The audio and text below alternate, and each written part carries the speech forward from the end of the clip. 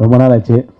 எல்லாத்தையும் ஃபேமிலி பார்த்து, அண்ணன் ஜெயச்சந்திரன் இருக்காங்க, எல்லாரையும் பார்த்து ஃபேமிலியாக கிட்டத்தட்ட ஒரு 3 வருஷம்னு நினைக்கிறேன். 3.5 வருஷம் கேப்பு. உத்தரவு மகாராஜாவில் இதே பிரசாத்தில் நம்ம பிரபு சார் பார்த்தோம்.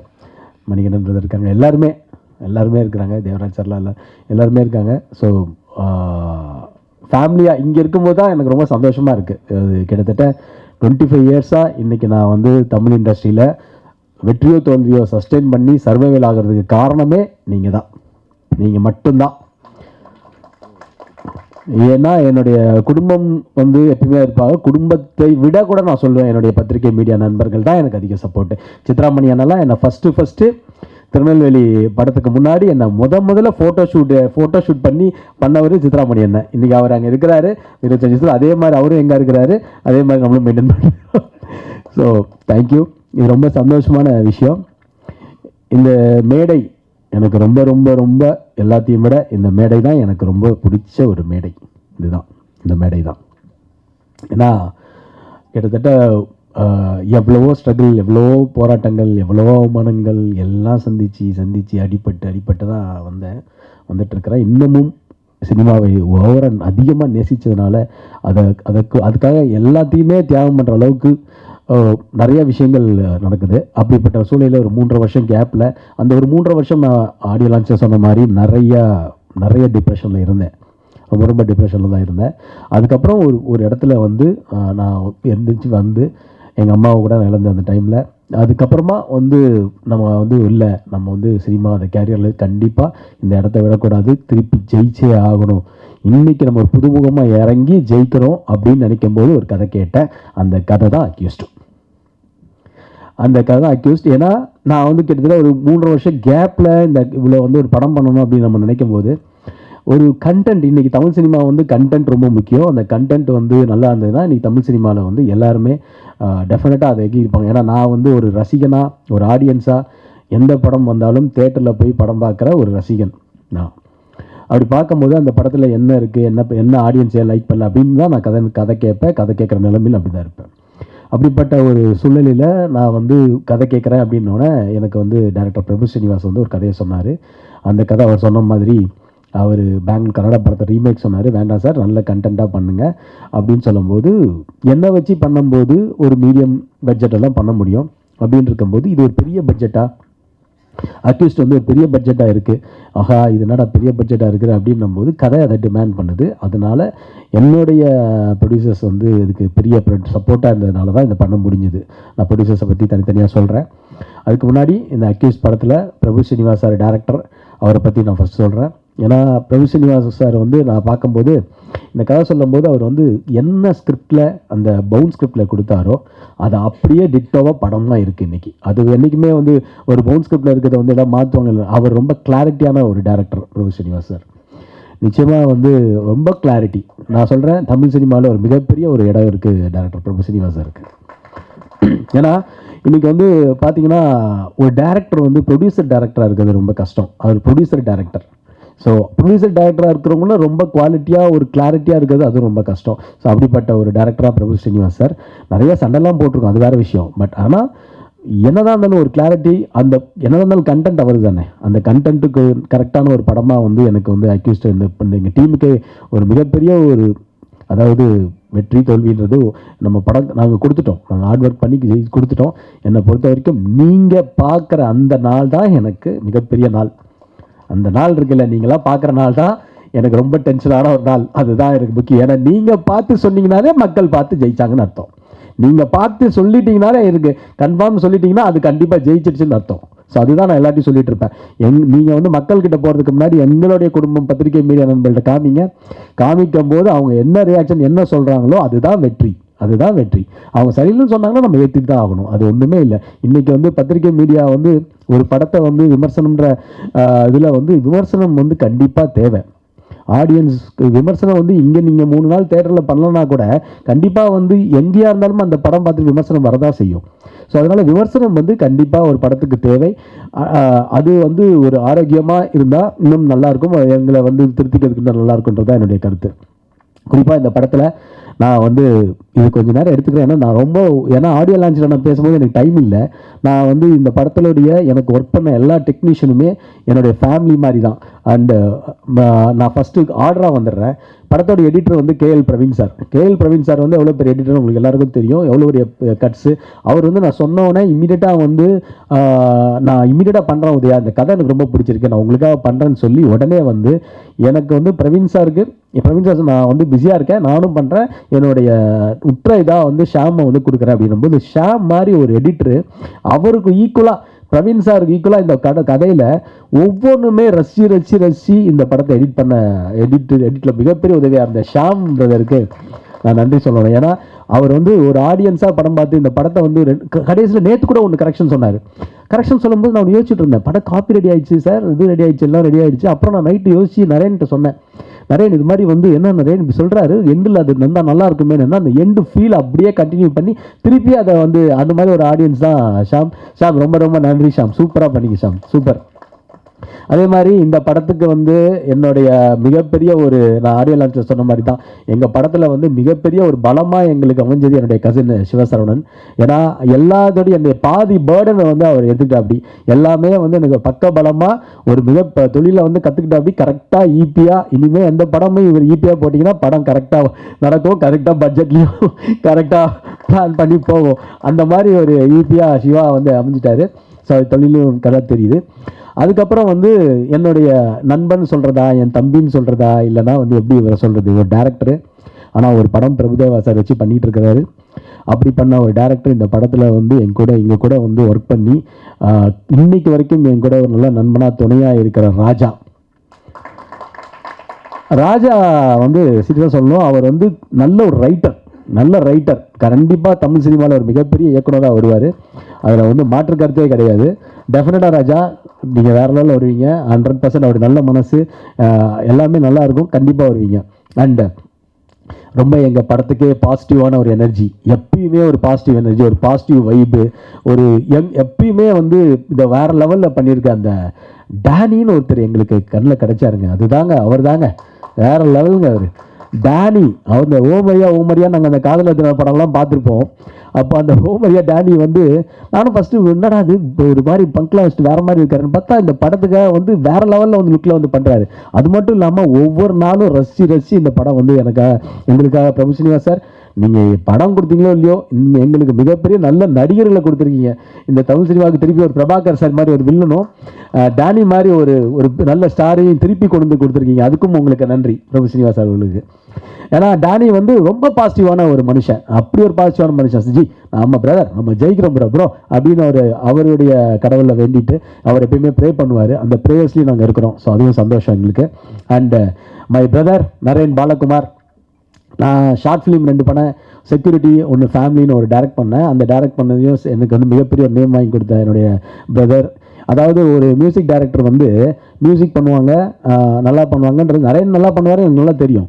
ஆனால் ஒரு படம் ஆரம்பித்து அந்த படம் ஃபஸ்ட் காப்பி ஆகி அந்த படம் முடிஞ்சு அந்த படம் ரிலீஸ்க்கு வரைக்கும் இருக்கிற ஒரே மியூசிக் டைரக்டர் நரேன் பாலகுமார் தான்.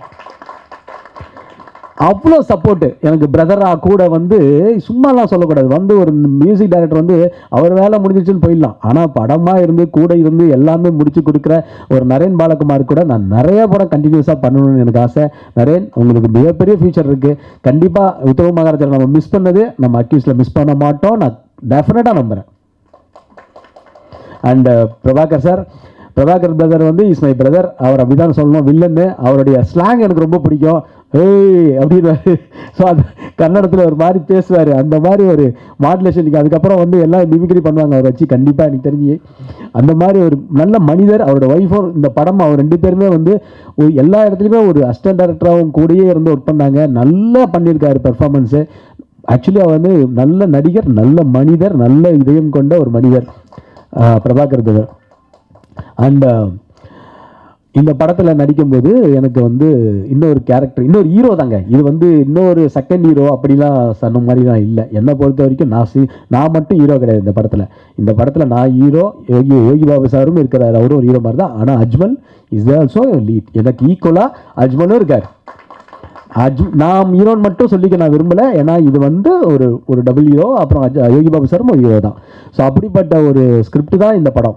அஜ்மல் வந்து ஃபஸ்ட்டு நான் என்னமோ நினச்சேன், அஜ்மலை என்ன அஜ்மல் இருக்க டவுட் கேட்டுருக்கிறாரு, அது பண்ணுறாரு. ஆனால் அவ்வளோ மாதிரி ஒரு குழந்த மனசு யாருக்குமே இல்லை.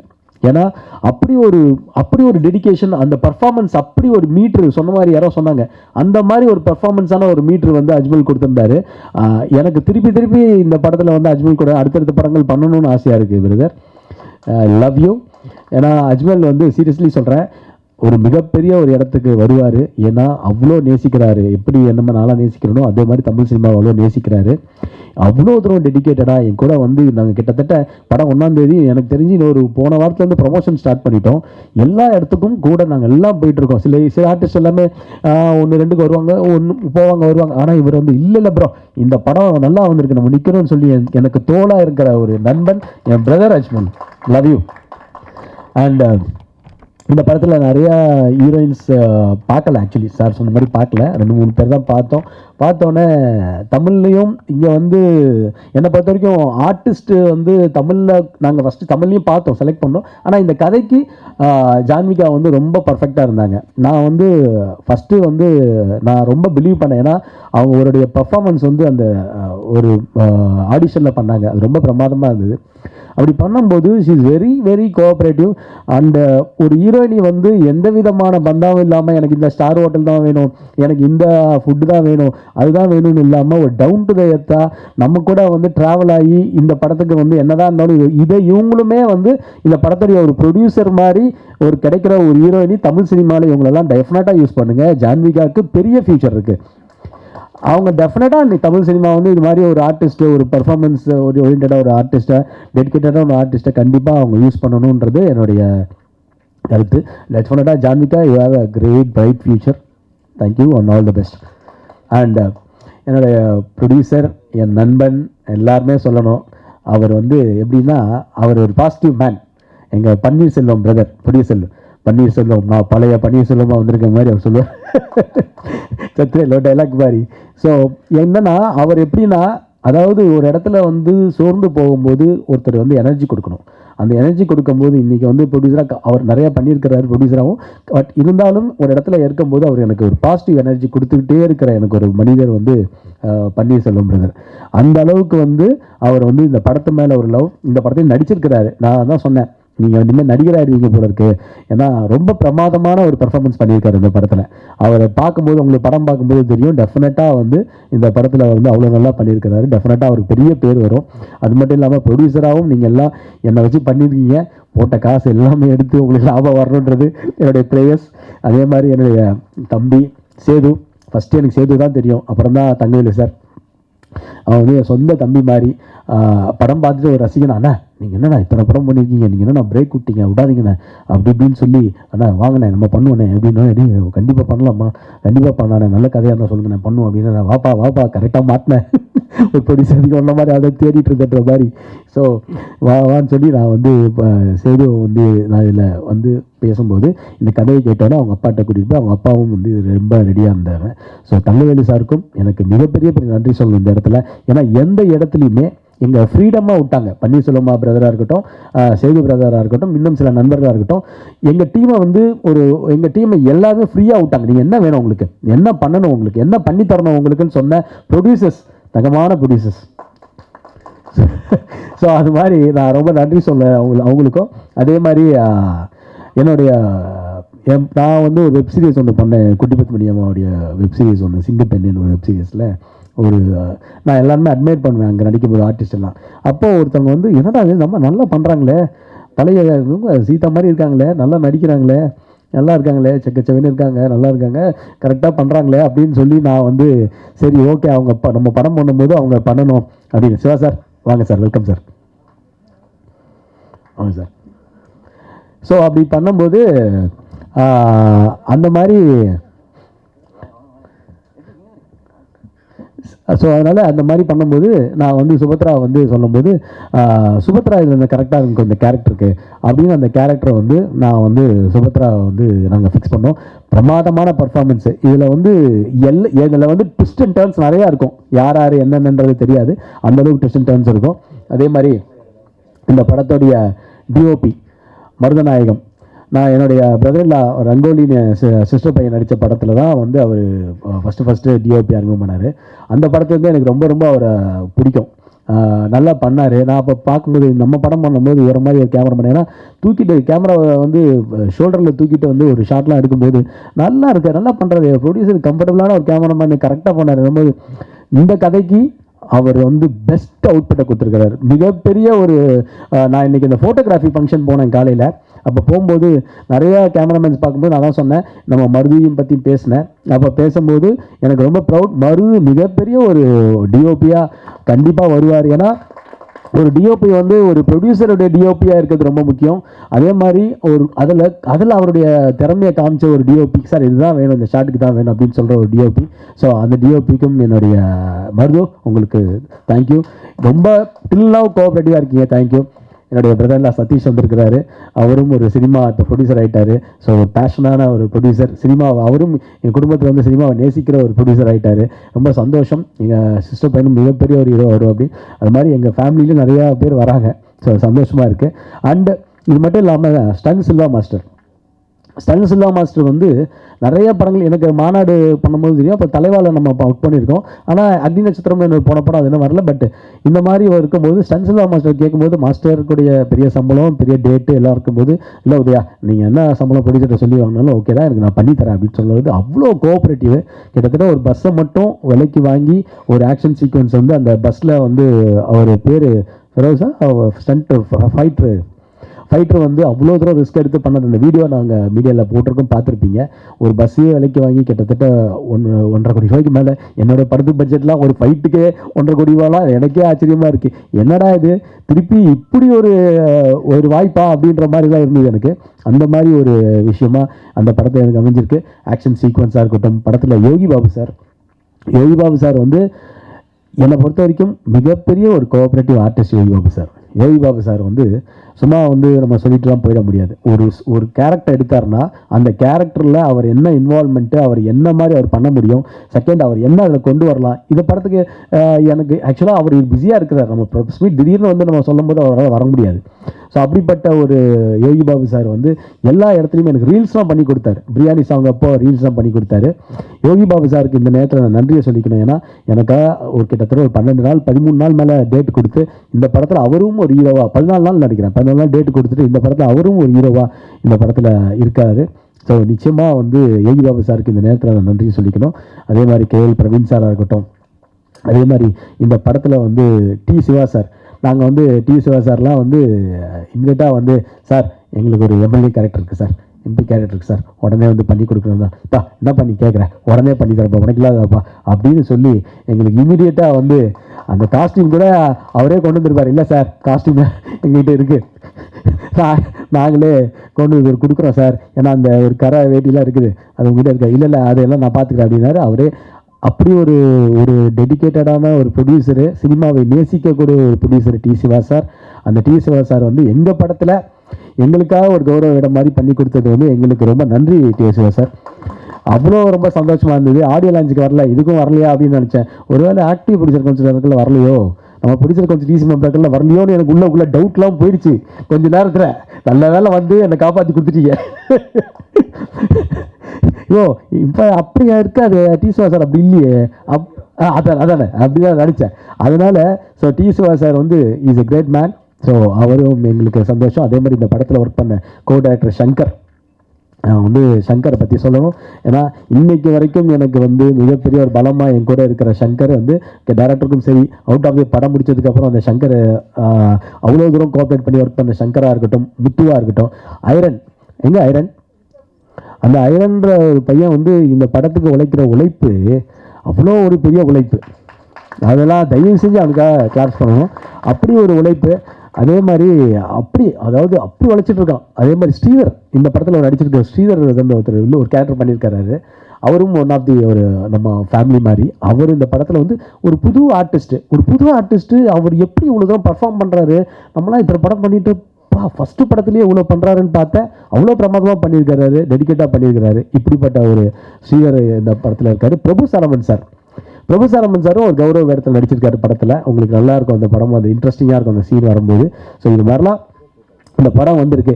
படம் டெஃபினட்டாக நான் வந்து ஒரு காவியத்தை படைச்சிட்டோம், ஒரு பிரம்மாண்டமான ஒரு படத்தை ஒரு யாரும் தமிழ் சினிமாவில் சொல்லாத ஒரு படம் பண்ணோம் அப்படின்லாம் இல்லை. இந்த படம் 2.25 மணி நேரம் 2 மணி நேரம் 10 நிமிஷம் கண்டிப்பாக உங்களை என்கேஜ் பண்ணுற படமாக இருக்கும், உங்களை ரசிக்கக்கூடிய படமாக இருக்கும். இந்த கேரக்டரைசேஷன் ஒவ்வொருத்தரையும் அவ்வளோ அழகாக பண்ணியிருக்கிறாரு, அவ்வளோ அழகாக ரசிக்கக்கூடிய ஒரு படமாக வந்து இந்த படம் வந்து கண்டிப்பாக இருக்கும்னு நான் நம்புகிறேன். நான் வந்து ஓவராலாக பில்டப்பே பண்ணலை, நீங்கள் பார்த்து சொல்லுங்கள். நீங்கள் பார்த்து சொல்கிறது தான் எனக்கு மெயின். நீங்கள் பார்த்து சொன்னீங்கன்னா எனக்கு சந்தோஷம், அவ்வளோதான். நம்ம எல்லாரும் அவங்கவுங்க பங்கு நல்லா பண்ணியிருக்கிறாங்க அப்படிதான். இந்த இடத்துல வந்து எனக்கு நிக்கில் வந்து எனக்கு வந்து என்னுடைய பலம், மிகப்பெரிய ஒரு பலம். 20 வருஷமாக எனக்கு வந்து என்னுடைய பிஆர்ஓவாக இருந்து என்னுடைய நல்லதுலையும் இதையும் சரி எனக்கு எனர்ஜி கொடுத்து பாசிட்டிவ் கொடுத்து எனக்கு வந்து எந்த விதமாக எப்பயுமே வந்து அப்படின்னா வந்து கூட நிற்கிற ஒரு நிக்கிலுக்கு நான் இந்த நேரத்தில் நன்றியை சொல்லணும். பிஆர்ஓ நிக்கில் அவர்களுக்கு நன்றியை சொல்லணும். ஏன்னா எனக்கு வந்து மிகப்பெரிய ஒரு சப்போர்ட் நான் சொல்லுவேன். நான் இது எவ்வளோ வார்த்தையில் சொன்னாலும் அது பத்தாது. எப்படி என்னுடைய பத்திரிகை மீடியா ஃபேமிலி நண்பர்களோ அது மாதிரி. அண்ட் எல்லாருக்கும் இதில் நடித்த எல்லாருக்குமே, என்னுடைய ஃப்ரெண்ட்ஸாக நடித்த எல்லோரும் வந்திருந்தாங்க. ஸோ எல்லாருக்குமே வணக்கம், நன்றி. எல்லாருக்குமே இந்த டீமில் உள்ள யாராவது பேர் சொல்லியிருந்தா, வாசு என்னோட அசிஸ்டன்ட் இருக்கிறான், கூடயே எல்லாத்துக்கும் ஆனந்த் ஒருத்தர் இருக்கிறான், எங்கே ஆனந்த் அந்த அவருக்கு டிரைவர், என் டிரைவர் வினோத், இது மாதிரிலாம் எல்லாருமே வந்து நம்ம டென்ஷனில் வந்தாலும் எல்லாரும் கூட இருந்து எனக்கு ஒர்க் பண்ணி கொடுத்தாங்க. எல்லாருமே ஒர்க் பண்ணிகிட்டு இருக்காங்க. இன்னும் இந்த படம் ஜெயிக்கணுன்றதுக்காக நல்ல படம் கொடுத்துருக்கோம், நல்ல கண்டென்ட்டாக கொடுத்துருக்குறோம். அதுக்கப்புறம் உங்களோடது இதில் எல்லாருமே விரும்புகிறாங்க. ஹீரோயின் மதர் இருக்காங்க இந்த படத்தில், எல்லாருமே வந்து எங்கள் கூட சேர்ந்து எல்லோரும் ட்ராவல் பண்ணி இந்த வந்து நடித்தோம் போனோம் அப்படிலாம் இல்லாமல் கூடயே இருந்து எல்லோரும் ட்ராவல் பண்ணுற ஒரு எல்லோரும் சொல்லுவாங்க மரபு தான் அது. ஆனால் எல்லோரும் அது அப்படி இருக்குது இந்த படத்தில். நிச்சயமாக அக்யூஸ்ட் வந்து உங்களுக்கு ஒரு ஹாப்பியான ஒரு கண்டென்ட்டான படமாக இருக்கும்ன்றது எனக்கு நம்பிக்கை இருக்குது. இத்தனை வருஷம் நான் வந்து ஒரு 25 இயர்ஸ்ன்றது நான் கடந்து வந்த பாதை வந்து சொல்லணும்னா பயங்கர வழியாக இருக்கும். அதெல்லாம் நான் சொல்லிலாம் இது பண்ண விரும்பலை. ஆனால் இதெல்லாம் சஸ்டெயின் பண்ணி நான் இன்றைக்கி நிற்கிறேன். இன்றைக்கி தமிழ் சினிமாலையும் ஒரு இந்த இடத்துல நான் வந்து திருப்பியும் இந்த 3 வருஷம் கழித்து ஒரு கதாநாயகனாக வந்து நிற்பேன், திருப்பியும் வந்து நிற்பேன் அப்படின்னா அது எனக்கு தெரியல. அது எங்கள் அம்மாவோட பிளெஸிங்ஸும் என்னை சுற்றி இருக்கிற என்னுடைய எல்லாருடைய ஃபேமிலி பிளெஸிங்கும், குறிப்பாக உங்களுடைய வாழ்த்துக்களும் உங்களுடைய பிளெஸிங்கும் மட்டும்தான் நான் வந்து இந்த இடத்துல நிற்கிறதுக்கு கண்டிப்பாக காரணம். அதே மாதிரி நல்ல உள்ளங்கள் அவுட் ஆஃப் த வேலை இங்கே நிறைய பேர் வரல. ஸ்ரீலங்காலேருந்து எனக்கு நிறையா சப்போர்ட் பண்ணியிருக்கிறாங்க. சுரேஷ் சார்ன்னு சொல்லிட்டு எனக்கு ஒரு மிகப்பெரிய ஒருத்தர் நண்பர், அவரும் இந்த படத்துக்காக சப்போர்ட் பண்ணியிருக்கிறாங்க. எல்லாருமே இந்த படம் வந்து ஜெயிக்கணும், அதாவது உதயா ஜெயிக்கணும்னு நிறைய பேர் நினைக்கிறாங்க இல்லையா, அதுதான் எனக்கு மிகப்பெரிய ஒரு சக்ஸஸே. அதுதான் அந்த இடத்துல அந்த பேரை வாங்கி வச்சிருக்கிறார். அது ஒன்று தான். இவ்வளோ தூரம் சினிமாவில் ஹார்ட் ஒர்க் பண்ணியிருக்கிறாரு, இவ்வளோ தூரம் இது பண்ணிகிட்டே இருக்கிறாரு.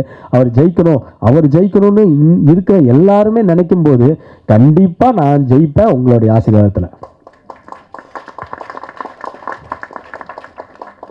அண்ட் எனக்கு என்னென்னா இப்போ இன்னைக்கு வர வெள்ளிக்கிழமையை பார்த்தேன் நான், கிட்டத்தட்ட ஒரு 9 படம் 10 படம் வருது. 9 படம். இது எப்படி இது வந்து தமிழ் சினிமாவில் வந்து எப்படி எனக்கு தெரியல. இது 10 படம் வருது. அடுத்த வாரம் பார்த்தா அதுக்கப்புறம் வந்து அதுக்கு எங்கள் டேட்லேயே வந்து ஒரு 10 படம் 11 படம்னு வருது. இது ஆல்ரெடி ரிலீஸ் ரெகுலேஷன் கமிட்டின்னு ஒன்று ஃபார்ம் பண்ணி அது அந்த டைமில் போச்சு சார். இப்போது நம்ம எல்லாம் ஒற்றுமையாக இருந்து சார், இந்த எல்லா ப்ரொடியூசர்ஸ்க்குமே நம்ம ஏதாவது ஒன்று வந்து கண்டிப்பாக இந்த மாதிரி ஒரு கமிட்டி போட்டு திருப்பி ஏதாவது ஒரு ரெகுலேஷன் பண்ணி. ஏன்னா இப்படி 10 படம் 11 படம் வந்ததுன்னா எல்லா படத்துக்குமே அந்தந்த மாதிரி ஒரு பிரச்சனைகள் வருது. திடீர்னு ரிலீஸ் பண்ணுற ஒரு 10 படங்கள்லாம் எல்லாருமே யோசிக்கணும். நம்மளுக்கும் கேப் கரெக்டாக வந்து அதை கரெக்டாக ரிலீஸ் பண்ணணுன்ற ஒரு முக்கியமான காலகட்டத்தில் இருக்கும். இன்றைக்கி வந்து இப்போ திருப்பி போன படத்தில் எனக்கு வந்து என்ன நடந்துச்சுன்றது எல்லாருக்கும் தெரியும், உத்தரவு மகாராஜா டைமில். ஸோ அதே மாதிரி அது மாதிரி திருப்பி வந்து நான் இந்த ப்ரொடியூசர்களுக்கு நாம் என்னென்னா கரெக்டாக நம்ம பிளான் பண்ணி பண்ணணும். இப்போ ஆகஸ்ட் 1ஆம் தேதி நிறைய படங்கள் வருது, எல்லாருக்குமே ஷேர் பண்ணலாம். பட் இருந்தாலுமே வந்து அது ரொம்ப படங்கள் வரும்போது மக்களுக்கு டிஸ்டர்ப் ஆகக்கூடாது. முதல்ல உங்களுக்கு எல்லாம் நான் சல்யூட் அடிக்கிறேன். ஒரு நாளைக்கு 4 படம் பார்க்குறீங்க, 3 படம் பார்க்குறீங்க, ஹேட்ஸ் ஆஃப் பெரிய விஷயம். அவ்வளோ தூரம் பொறுமையாக இருந்து அந்த படத்தை 3 படமும் ஒரே நாளைக்கு வரும்போது நீங்கள் 3 படத்துலையும் ஃப்ரெஷ்ஷோவில் பார்த்து அந்த கரெக்டாகவும் அதை ரிவ்யூ கொடுத்து நீங்கள் தான் எங்களுக்கு வந்து அது மிகப்பெரிய பலமாக இருக்குது. எப்படி 3 படம் பார்க்குறீங்கன்றது ஒரு பெரிய கண்டினியூஸாக பார்க்குறீங்க. ஸோ நீங்கள் என்னுடைய ஃபேமிலி, நீங்கள் தான் என்னோடய ஃபேமிலியே எல்லாரையும் எனக்கு வந்து இந்த சினிமாவுக்காக நான் என்னை பொறுத்த வரைக்கும் நான் வந்து ஒரு பெரிய பைத்தியம் சினிமாவுக்கு. என்னை வந்து 24 மணி நேரமும் என்னை தேட்டரில் உட்காந்து படம் பார்க்க சொன்னீங்கன்னா நான் படம் பார்ப்பேன். அந்த அளவுக்கு ஒரு சினிமா ஒரு வெறியன்னு நான் சொல்லலாம். என்ன வேணாலும் என்னால் வந்து தியாகம் பண்ண முடியும். இன்ஃபேக்ட் ஒரு காட்சிக்கு என்னுடைய உயிர் போய் திருப்பி வரணும்னா அதுக்காகவும் சினிமாவுக்காக நான் ரெடியாக தான் இருப்பேன். அந்த மாதிரி தான் நான் ஒருத்தன். ஸோ டெஃபினட்டாக நல்ல அன்பை சம்பாதிப்போம். நெகட்டிவிட்டியை நம்ம இக்னோர் பண்ணுவோம். பாசிட்டிவிட்டியாக நம்ம எல்லோரும் இருப்போம். ரொம்ப குறுகிய காலமாக இருக்கு. நான் ஒன்றும் பெரிய அட்வைஸ் அந்த மாதிரி பெரிய மெச்சூர்டாக பேசலாம் நினைக்கல. என்னதான் இருந்தாலும் நெகட்டிவிட்டியை கட் பண்ணிவிட்டு நம்ம வாழ்க்கையில் பாசிட்டிவிட்டியாக இருந்தோம்னா எல்லாமே நல்லதே நடக்கும் நான் நம்புகிறேன். இந்த டீமுக்கு என்னுடைய எல்லாருக்குமே பெஸ்ட் ஆஃப் லக். எனக்கும் சேர்த்து எங்களை வந்து நீங்கள் இந்த ப்ரெஸ் மீடியா என்னுடைய குடும்பம் என் குடும்பம். இந்த குடும்பம் வந்து படம் பார்த்து நீங்கள் மக்கள்கிட்ட கொண்டு போய் சேர்க்கணும். எல்லாரையும் இங்கே இருக்கிற எல்லாருமே சக்ஸஸ்க்காக வெயிட் பண்ணிட்டு இருக்கிறவங்க. அஜ்மலுக்கு ஒரு மிகப்பெரிய சக்ஸஸ் வேணும், ஜாமிகாவுக்கு ஒரு மிகப்பெரிய சக்ஸஸ் வேணும், டேனி ப்ரோவுக்கு, நரேனுக்கு, பிரபாகர் ப்ரோவுக்கு, பன்னீர் ப்ரோவுக்கு, இவன் எல்லாருக்குமே, சுபத்ராவுக்கு எல்லாருக்குமே வந்து ஒரு சக்ஸஸ் வேணும். அந்த சக்ஸஸுக்கு உண்டான விஷயத்தை நாங்கள் பண்ணியிருக்கிறோம். இப்போ நான் வந்து படத்தை பற்றி ஓவராக சொல்லிட்டு என்னடா அன்றைக்கி மேடையில் பேசினா ஓவராக பேசணுன்னு சொல்லி திருப்பி இங்கே ஒரு கட்டிங்க அங்கே ஒரு கட்டிங்க இப்படின்னு இதெல்லாம் வரும். அதனால் நான் வந்து சொல்கிறேன், உங்ககிட்ட விட்டுறேன். படம் உங்களுக்கு பிடிக்கும்னு நான் நம்புகிறேன். எங்களுக்கு பிடிச்ச ஒரு படமாக பண்ணியிருக்கிறோம். உங்களுக்கு பிடிக்கும்னு நம்புகிறேன். உங்கள் கையில் இருக்குது, நீங்கள் பார்த்துக்குங்க. அவ்வளோதான். எங்களை வந்து ஜெயிக்க வைக்கிறது உங்கள் கையில் இருக்குது. நல்ல படமாக இருந்தால் கண்டிப்பாக சப்போர்ட் பண்ணுவீங்கிற நம்பிக்கை இருக்குது. நான் கேட்கலாம் வேண்டாம். நல்ல படமாக இருந்தால் நீங்களே சப்போர்ட் பண்ணுறீங்க. Thank you. I love you all. நீங்கள் தான் என்னுடைய ஃபேமிலி, நீங்கள் தான் என் உலகம். இப்பயும் சொல்கிறேன், எல்லாருமே நான் வந்து மேடை பேச்சுக்காக பேசுகிறவன் இல்லைன்னு உங்களுக்கு எல்லாருக்குமே தெரியும். நிறையா பார்த்துட்டேன், நிறையா அனுபவிச்சிட்டேன்.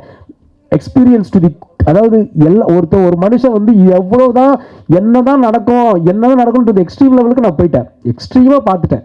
இதுக்கு மேலே பார்க்கறதுக்கு ஒன்றுமே இல்லைன்னு தான் நான் நினைக்கிறேன். இன்னமும் எவ்வளோ வரும்னு எனக்கு தெரியாது. இதுக்கு மேலே இல்லைன்னு தான் நான் நினைக்கிறேன். ஸோ இதுக்கு மேலேயாவது என்னுடைய பயணம் வந்து வெற்றியாக அமையுன்றது உங்கள் எல்லாருடைய கண்கள் எனக்கு தெரியுது. நான் நம்புகிறேன். Thank you. Love you all. Thank you. போவோம். அந்த மாதிரி பாட்டு பாடிட்டு இருக்கும்போது நமக்கு என்னென்னா அது நம்ம அறியாமல் தான் பாடுறோம். ஆனால் அது படத்தில் வைக்கும்போது வந்து அது வந்து இவங்களா பாடும்போது அது ஒரு காப்பிரைட்ஸ் பிரச்சனையாக வருதுன்றதை வந்து அது நாங்கள் சும்மா அதை பேசிகிட்டு இருக்கும்போது அதில் ஒரு பாட்டு பாடிட்டு இருக்கிற மாதிரி ஒரு சீன் வரும். அப்போ அது சும்மா ஒரு கேஷுவலாக ஜாலியாக சொன்னதே தவிர வந்து பர்பஸாலாம் எதுவுமே வைக்கல. அது ஒரு சின்ன ஒரு அந்த சீனோட ரிலேட்டடாக சும்மா ஜாலியாக ஐயோ இந்த பாட்டை பாட்டா தப்பாயிடுச்சு. அது ஒரு நல்லா பாசிட்டிவாக தான் இருக்கும். அந்த படம் அந்த ஒரு டைலாக் மட்டும் நீங்கள் கேட்டிருக்கீங்க. அது ஃபுல் சீனாக பார்த்தா அது ஒரு பாசிட்டிவாக தான் இருக்கும். இந்த இதை பார்க்கும்போது இந்த கைதி படம் மாதிரியே ஒரு இஷ்யூ போயிட்டு இருக்கு. எனக்கு பார்க்கும்போது அது அப்படி தான் தெரியுது. நீங்கள் பார்த்தீங்கன்னா தெரியும், ஸ்க்ரீனில் பார்த்தீங்கன்னாவே அதில் வந்து போலீஸ்காரை வந்து கைதி காப்பாற்றுவார். இதில் வந்து ஒரு விஷயம் போயிட்டு இருக்கு. அது எப்படி மேட்ச் பண்ணுற மாதிரி இல்லை? அது அதுக்கும் இதுக்கும் எந்த சம்மந்தமும் கிடையாது. அந்த கைதி வந்து அது அவுட் வேற மாதிரி விஷயம். இது என்னுடைய படம் வந்து கைதின்னா எல்லா படத்துலையுமே கைதிகள் போலீஸுன்ற விஷயம் எல்லா படத்துலையும் தொட்டு வந்துட்டு தான் இருக்கு. தொடர்ச்சியாக ட்ராவல் பண்ணுற மாதிரி இருக்கு. அத்தா கிட்ட ஆமாம், அது தொடர்ச்சியாக ட்ராவல் பண்ணுற மாதிரி. அதான் கதைகள் வந்து வரும்போது தொடர்ச்சியாக ட்ராவல் பண்ணுறது நிறைய படத்தில் வருது. ஆனால் அதோடைய ஜானர் வேறு, இதோடைய ஜானர் வேறு. அதுக்கும் இதுக்கு எந்த சம்மந்தமுமே கிடையாது. புரியுது சார். சார், இது வரைக்கும் நடந்த ஈவெண்ட்லேயே எல்லா ஈவெண்ட்டும் நீங்கள் பார்த்துருப்பீங்க. யோகி பாபா சார் வந்து யாருமே வந்து குறை சொல்லாமல் போனதே கிடையாது. ஆனால் இந்த மேடை மட்டும்தான் அவர் வந்து வாழ்த்தி பேசியிருக்காங்க. என்ன காரணம் சார்? உண்மையை சொன்னேன் சார். என்னன்னா இப்போ வந்து பார்த்தீங்கன்னா ஒரு ப்ரொமோஷன் எல்லாரும் ஒரு குறை சொல்லிட்டு போவாங்க. சரிங்களா? இங்கே வந்து நீங்கள் தான் சொன்னீங்க வாழ்த்தினே இருக்கீங்க ரொம்ப நேரமாக. இது என்ன காரணம்? என்னோட படம் என்ன, இப்போ எங்கள் படம் வந்து அவர் நடிக்க வந்ததுலேருந்து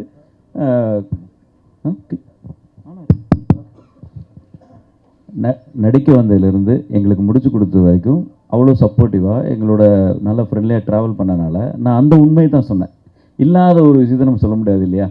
மற்றவங்களுக்கு என்ன நடந்துச்சுன்னு எனக்கு தெரியாது. பட் இருந்தாலும் ஒரு சிலர் அது என்ன எதுன்னே தெரியாமல் பேசுகிறாங்க. இப்போ எப்படின்னா, இப்போ நம்ம படம் எடுத்தோம், அவரை பற்றி தெரிஞ்சிச்சு. அதே மாதிரி அப்படி எடுத்தவங்க யாராவது சொன்னால் கூட உண்மையிலே அது ஓகேன்னு சொல்லலாம். அந்த மாதிரி ட்ராவல் பண்ணாமையே அந்த படத்தை எடுக்காமையே அவங்க பல பேர் சொல்கிற குற்றச்சாட்டு வந்து அது ஏற்றுக்க முடியாத விஷயமா இருக்குது. அவ்வளோதான். அஜ்மல் சார், ஒரே ஒரு நீங்கள் கேள்விக்கு ஒரு சின்ன விளக்கம். யோகி பாபு எப்படின்னா நிறைய பேருக்கு ஃப்ரெண்ட்லியாக அரை நாள் ஒரு நாள்னு வந்து நடிச்சு கொடுத்துட்டு போயிடுறாரு. ரொம்ப குறைஞ்ச சம்பளத்துக்கோ சில பேர்த்துக்கு இல்லாமையோ எல்லாம் ரொம்ப பெருந்தன்மையாக பண்ணிடுறாரு. இதுக்கப்புறம் என்ன பண்ணுறாங்கன்னா அதை மிஸ்யூஸ் பண்ணி மொத்தமாக அவருடைய போஸ்டர் பெருசாக போட்டு யோகி பாபு நடிக்கணும்னு போட்டுடுறாங்க.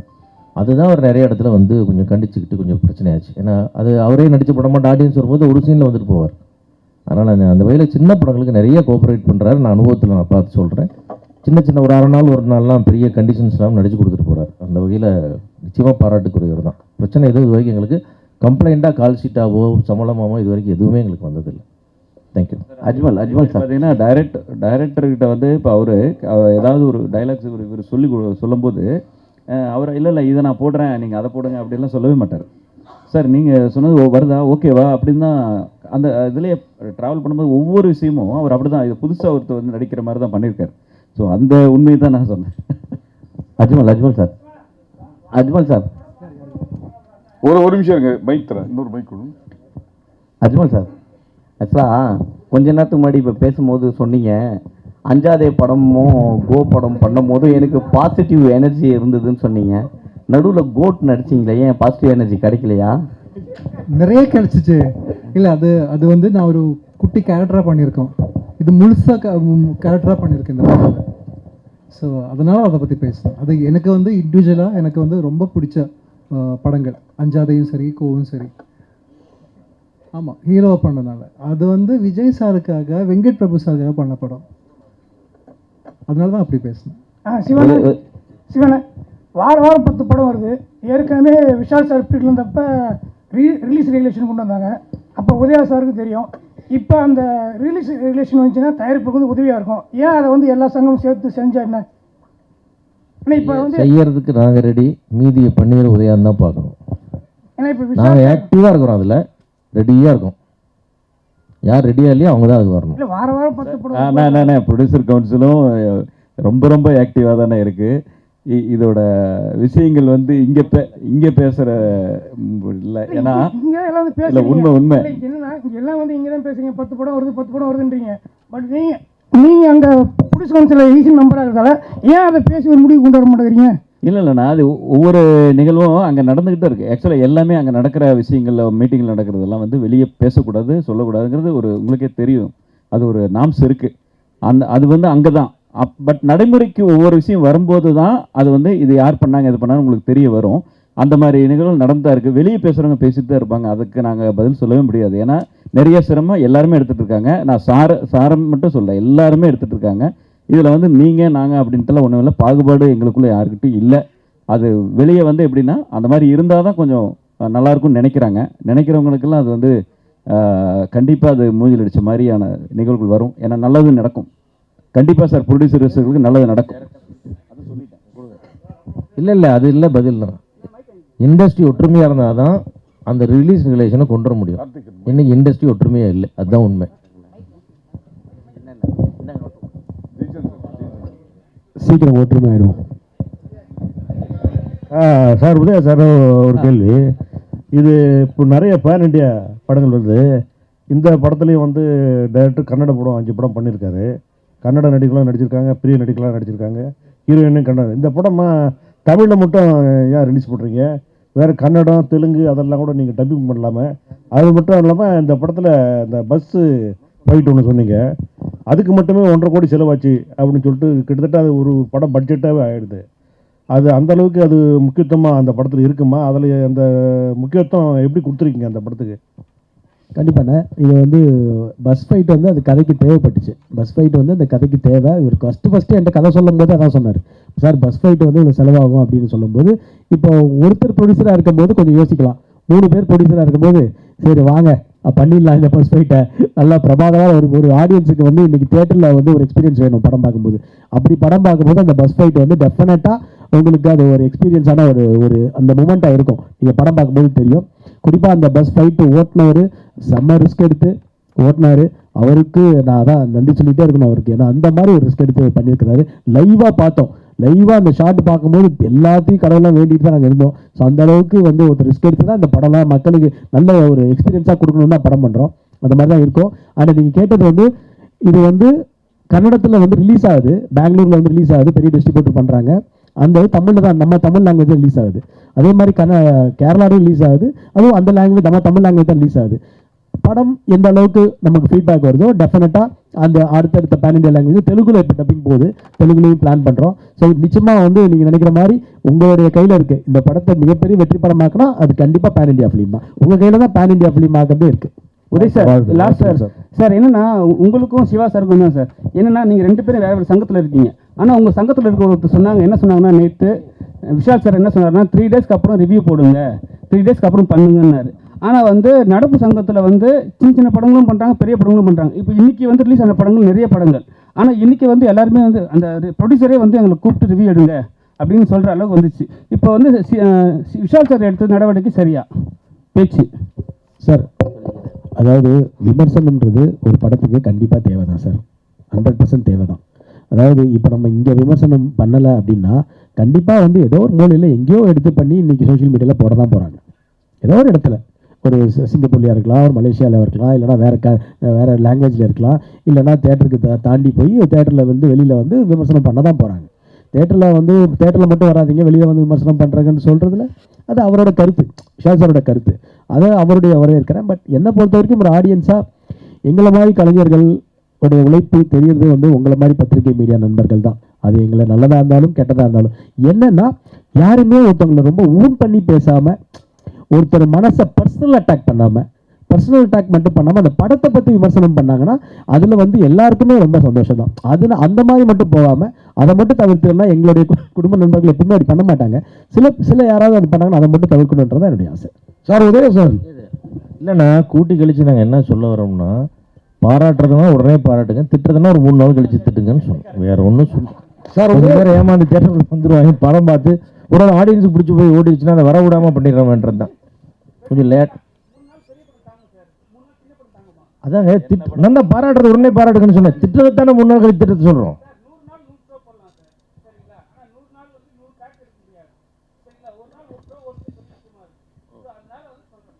அதான் சொல்கிறேங்க, அந்த ஒரு ஷோ ஓடுறதையும் திட்டி விட்டு அதை கெடுத்து விட்றாதீங்க, திட்டத்தை 3 நாள் கழிச்சு திட்டுங்கன்னு சொல்கிறேன். அதான் மேட்ரை திருப்பி ஓடுறதே ஒரு ஷோ தான், அது நீங்கள் ஓடுற ஓட்டில் அதுக்கு வர மாட்டேங்கிறான், என்ன பண்ணுறது?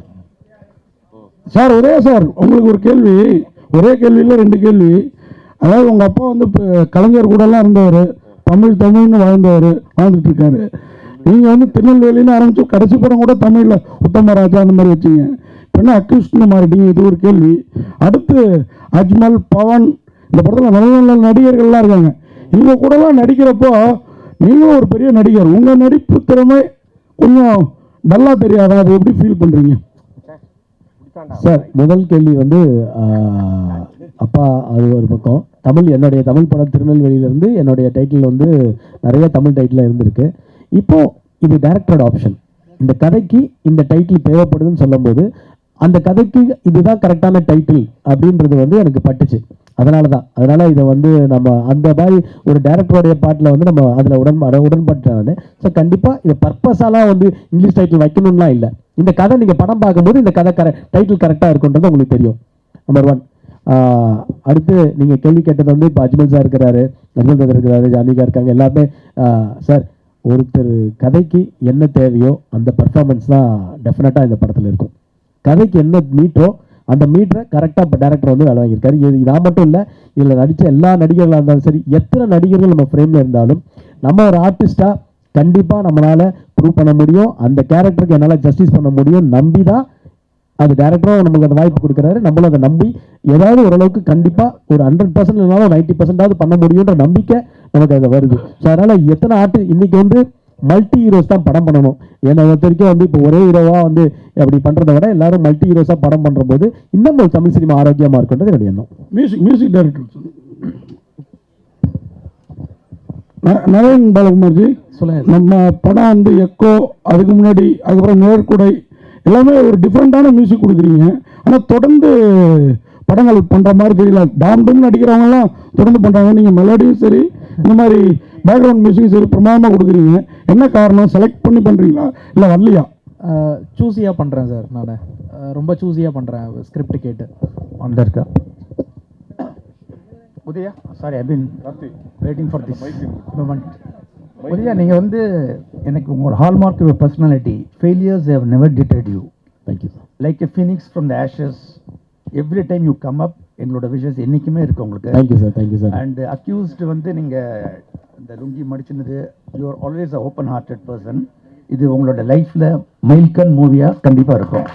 என்னோட பர்சனல் விஷஸ். அப்புறம் நிக்கில் முருகன் நீங்கள் ப்ரைஸ் பண்ண எனக்கு ஆச்சரியமே கிடையாது.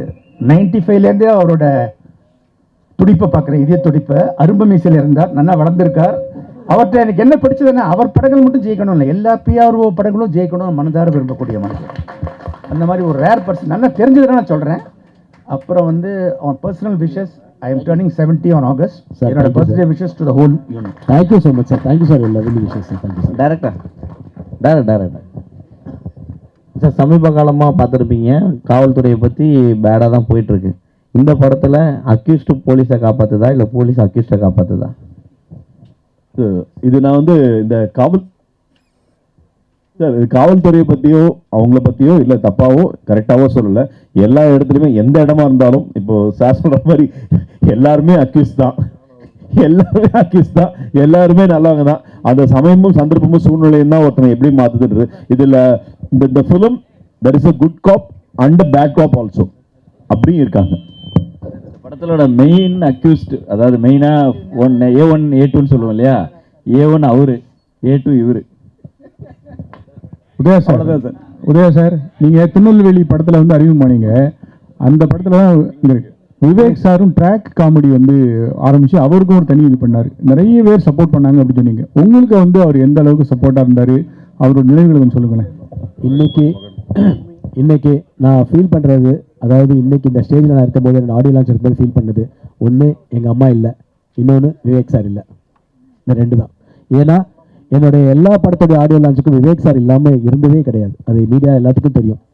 அவருடைய மிகப்பெரிய நண்பர்கள் வட்டாரத்தில் அவர் 6 பேர் ஒரு நண்பர்கள் வட்டாரம்னா அந்த 6வது நண்பர் தான் ஒரு குறிப்பிட்ட வட்டாரத்தில். ஸோ அவர் இல்லைன்றது என்னால் இன்னமும் ஜீர்ணிக்க முடியல. மிகப்பெரிய ஒரு கலைஞன். எனக்கு வந்து என்னுடைய கேரியரில் எப்பயும் ஒரு பாசிட்டிவ் எனர்ஜி கொடுத்து, உதயா நீ ஜெயிக்கணும். நான் யாருக்காக ஜெயிக்கணும்னு நினைக்கிறேன்னா எங்கள் அம்மாக்காகவும் விவேக் சாருக்காகவும் நான் ஜெயிக்கணும்னு நினைக்கிறேன். இந்த கேள்வி கேட்ட உங்களுக்கு ரொம்ப நன்றி மீனாட்சி சார். ஏன்னா உங்களுக்கு தெரியும் விவேக் சாருக்கும் எனக்கும் எவ்வளோ ஒரு ஃப்ரெண்ட்ஷிப்னு தெரியும். நான் இன்றைக்கி மிஸ் பண்ணுறேன். என்னால் விவேக் சாருக்கு ஏதாவது பண்ண முடியும்னு தான் நான் விவேக் சாரோடைய அந்த நினைவு அந்த டைமில் ஃபஸ்ட் இயரில் பண்ணும்போது நான் ஒரு கோரிக்கை ஒன்று வச்சேன். சின்ன கலைவாணர் விவேக் சார் சாலைன்னு அந்த ஏரியாவுக்கு வரணும்னு. அப்போது அண்ணன் பூச்சிமுருகன் இருந்தாங்க. அது நான் உடனே சொல்லி அண்ணன் பூச்சிமுருகனும் அதை உடனே பண்ணி கவர்மெண்ட்டில் வந்து அன்றைக்கி ஓகே பண்ணி அதுக்கு மிகப்பெரிய சிஎம்க்கு இன்றைக்கும் நான் அதை நன்றியை சொல்லிக்கணுன்றது என்னுடைய ஆசை. சின்ன கலைவாணர் விவேக் சார் சாலைன்னு பார்க்கும்போது நான் ஒரு துரும்பாக இருந்திருக்கேன்றது என்னுடைய சந்தோஷம். ஓகே.